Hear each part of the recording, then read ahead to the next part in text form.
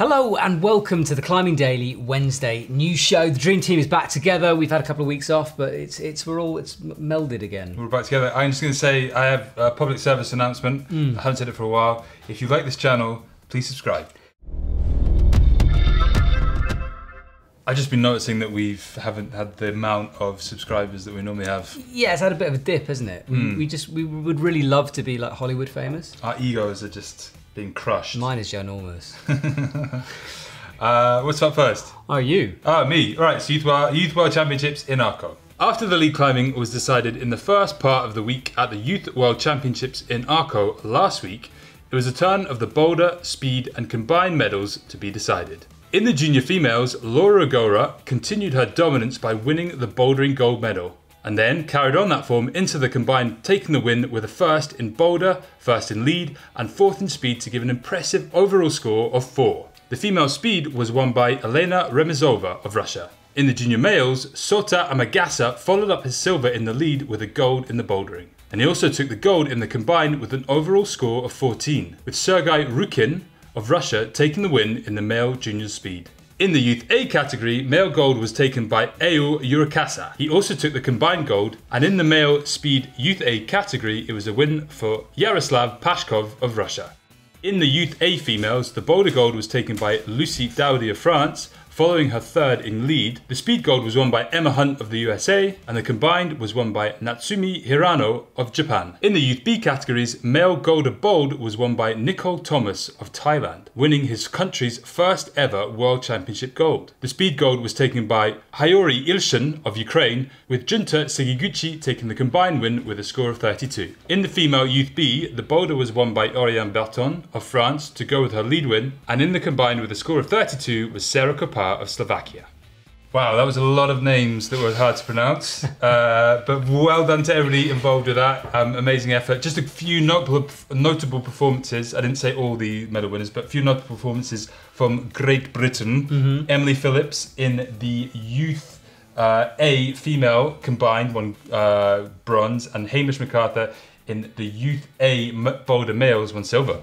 Awesome. Now, at that same event, there was the Arco Rock Masters Duel. It's sort of a race. It's always a bit of a highlight of that whole event and series, and now we know who won it. The duel, or race, takes place on Arco's overhanging lead wall. It's a race to the top on 2 identical routes. The athletes must clip all the draws and compete head to head. For the men, it was Jakob Schubert who beat Adam Ondra in the finals, the first time he's managed to do so. Jan Hoyer took the bronze medal. In the women's comp, Mia Krampel beat Molly Thompson-Smith to the win. In fact, she beat her twice. They climbed all the way to the top, only for the final to be restarted due to a full start. Laura Agora finished off her gold medal winning fest by claiming the bronze in the duel. So kind of speed climbing, but different. But lead climbing, spleed climbing. Spleed, yes. Every time I see that, I've seen it live twice now, and I'm always slightly, right, if I was a pro climber and I'm climbing, but I've got to clip every quick draw, I'd forget to clip every quick draw. And that's the rule, they have to They have to do it, yeah. They can go past it and then reach back and clip it, but they have to clip them all. Good effort by Molly Thompson-Smith to get to the final. Very good effort. She loves that event. I don't know why she loves that event, but she loves it. Interesting that they... do you know who did the full start? No, I don't know. But yeah, apparently they got all the way to the top and then they were like, full start, have to do it again. What if it was like the person that didn't do the full start that won it? Do you reckon they'd just been like, yeah, don't worry about it? No, I think they're very particular about that kind of thing. All right. Speaking about a particular girl from Canada has done the Canadian first female 8B. 8A.nu has reported that Canadian comp climber Alison Vest has made an ascent of her first 8B route, Terminator. She's the first Canadian woman to climb that grade. Well done, Alison. She's a BD athlete. She was just competing in Japan. She just came back and smashed that. Do you think if I got adopted by a country that was really small and then I climbed, let's say, an AA, could I claim to be that country's first AA 8A ascensionist? I mean, this feels like a nice link to something. It's not, I just thought of it. Okay. I'm just thinking like there must be a tiny little island somewhere and I could like get in there and then become the best climber in the country. Yeah, for sure. Definitely. Like somewhere where it's like really hot and greasy and slippery that nobody climbs. Yeah, and somewhere I'd have to spend a lot of time on the beach researching the local culture so I integrate myself properly into the society. Yeah, exactly, and then become part of their society. Yes, and never come back. Yeah. Okay, well, this is a good second plan for me. Well, is this a good segue to your little story that you're going to tell now? Well, the thing is, I put it in the wrong place, but we could segue into that. Let's do it now. Read this interesting thing on aa.nu. Now, there's something called, I'm going to read it so I get it right, a tripartite. Tripartite, yeah. Candidate. Now, a tripartite candidate is a country that has few athletes who qualify for the sort of top echelons. Yeah. So Pakistan, we're talking about climbing here, obviously. So Pakistan have an athlete called Zahir Ahmad. He was invited to the World Champs in Japan by the IFSC, who paid for a lot of his accommodation, a lot of his travel. Great. They failed to tell him that he could actually qualify for the Olympics as a tripartite candidate. So he competed in not enough events. He only competed in 2. He didn't compete in lead. All he needed to do, and he's a pretty good climber, was compete, and he probably would have qualified for that. There was one place for men and women available for that tripartite thing. Didn't get it because they didn't tell him. Amazing. That's pretty. You got to be gutted and annoyed and frustrated. Yeah. Why didn't IFSC just tell him? That's the question. Yeah. Maybe they don't care about the Olympics. Maybe they. Wow. Big statement. It's a big statement.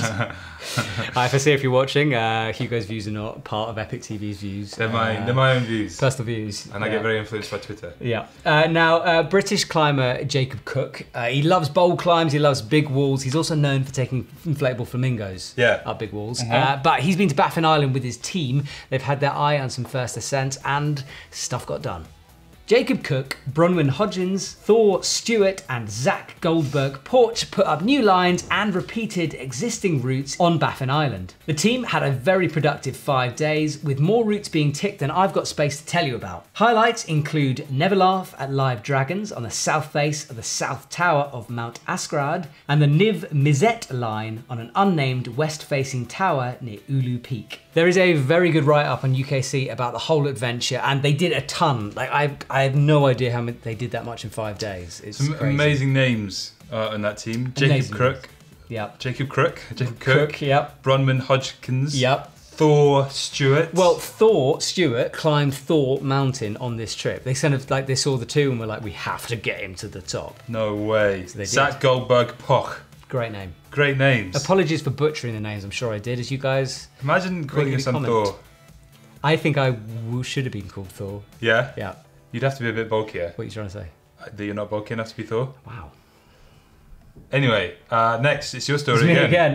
Yeah, so we're going to the Canadian Rockies this time for a news of a first traverse of Mount Waddington. Simon Richardson and Ian Wellstead have decided to do the west to east traverse of Mount Waddington. This involved climbing the unclimbed Epaulet Ridge in the process. The team took 5 days in total, with 12 kilometres of difficult and technical terrain to cover and 500 metres of new ground that was climbed. With scary run-out pitches and less than ideal snow conditions, this was a battle. So Mount Waddington, it turns out, it doesn't get climbed that often, and one of the reasons is climate change and those deteriorating snow conditions. Okay. They started at like 12:30 in the morning, and they were saying that they got past a steep snow section onto the rocky headwall, and they were dropping down rocks, and every rock that hit the snow was just causing mini avalanches. So it sounds like a scary place to be.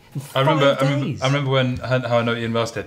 Oh, how do you know? He won a Pure d'Or back in the day. Ooh, okay. 2015 maybe. Man's got pedigree then.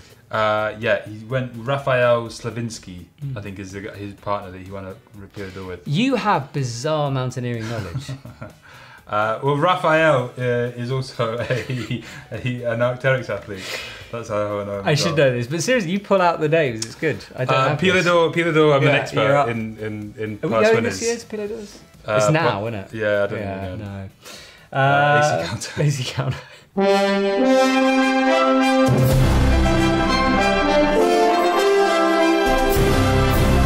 So yes, this has been it's an 8C week. It is an 8C week, and you'll be pleased to know that I extended it as promised. Jimmy Webb, he now has a fold-out section. Look at that. Damn, this is looking good. The usual comments from people about the lack of clarity with the 8C counter, and you are right. Again, this is something yet again we haven't done. Jimmy Webb, on the table. Oh God, you're on the. Sorry. So what did Jimmy Webb do? He did that thing last week. I can't remember what it was. Oh, so that's Spray of Light. Okay, Spray of Light. Yeah, that's from last week. So Rucklands is still going down. Giuliano Cameroni again has climbed.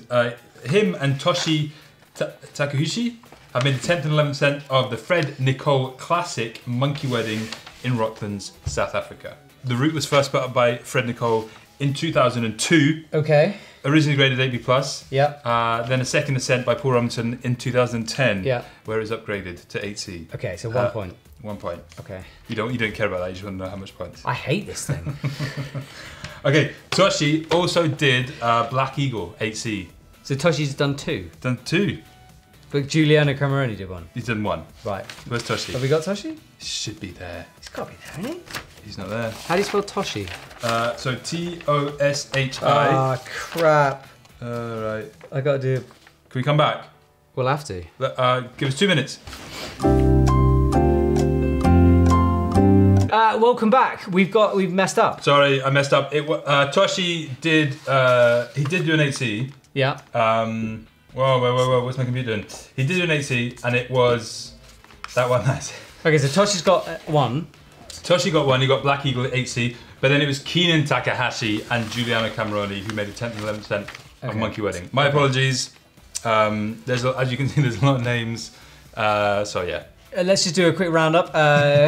Giuliano Cameroni, 1, 2, 3, 4, 5, 6, 7, 8. He's winning. Winning on 8, followed by Jimmy Webb on 8. He's drawing. Whoa! Jimmy Webb. Big news. Big news. Yeah, we're excited. Woo! Oh yeah, we've got to talk about Matt Folks as well. Oh yeah, we screwed up with Matt Folks. Well, I did. I said that Matt Folks did Creature from the Black Lagoon. Did he? He wasn't. He was moving on it. He was making moves. Making links. He was linking the moves. But he didn't actually do it. So I don't know what your problem is, Matt. You just need to try harder. I cannot wait till December. For Christmas. To get rid of this. Oh.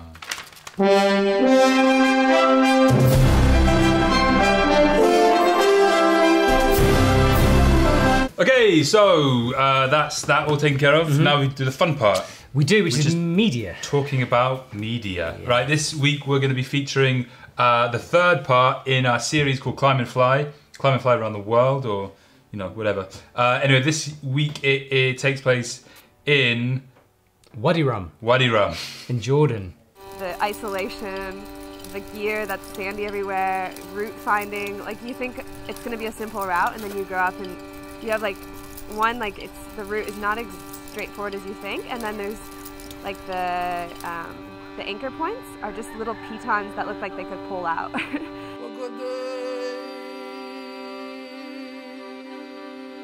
And our first day here, we met these guys in the house we stayed at, and and they said that they got to the first anchor that day, and a piton just pulled out. So we were like, on our first climb, we were looking at the anchor and we're like, oh geez, can we really trust this? So that's another factor thrown in, is just everything's a bit more sketchy, I guess.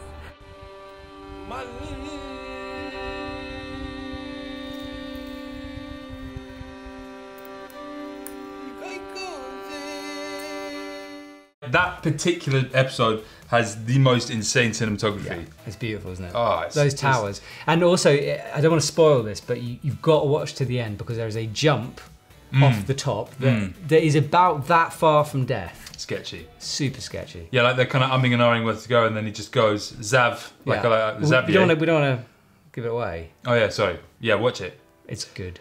What's next? Well, we have achieved something. So we have got 100,000 followers on the Epic TV Climbing Instagram account. So thank you so much for everyone who's been following along. This has been years in the making now, and it's really cool to see that thing grow. And thank you for all your support. Yeah, thanks very much. It really stumbled in the last 1,500. Yes, took a long time. Took a long time. So hopefully the next 100 won't take that long. No. Please go and subscribe if you haven't already. Yes, please subscribe. Now, shop stuff. We mentioned last week that Black Diamond have got new gear, and they have got new gear. It's been updated, it's there, it's very exciting. I tell you what has caught my eye with Black Diamond, and it's a general thing, is their new cams. Not the ultralights, not the C4s, the new C4s. Okay. Love them. We did that video on them, and I just fun. love using them. They're beautiful. Why am I just suddenly got excited about climbing? Haven't been climbing for ages. You're not? No. Gotta get on it. I've got to get back on it. Anyway, what else? Something else in the shop? Well, also ABK. So Johan, our French show, Relais Vertical, he's sponsored by ABK. ABK have got great new things, including a rather sexy pair of jeans, which I've never worn, but he wears them a lot. And I always just want to big up Johan because he's just released a 3-parter on Sean Villanueva-O'Driscoll. If you like Sean Villanueva-O'Driscoll, Johan spent a couple of days with him in the Czech Republic climbing some weird-ass crack climbs that looked amazing. Yeah, amazing. But go and check that out. I'll make sure the link is in the description. Matt doesn't have to do it. It'll be me. No, but I want to do it because I want to big up that series. It's amazing. So go and watch it if you can. It's got subtitles and everything, and it's got Sean Villanueva-O'Driscoll, which should be enough to make you watch it. It's funny. Now, for all year, pretty much, we've been talking about the Frasassi Climbing Festival, and finally it's here. The date has come. This weekend, September the 7th, we're going to be in Frasassi, filming with Stefano Gasolfi, Dabrat, Bouldering Bobat. It's going to be a lot of fun. Mega time. Anything else? That is it. I think we're done. Yeah? Well done. Thank you. Whew. See you next week. See you next week. Bye.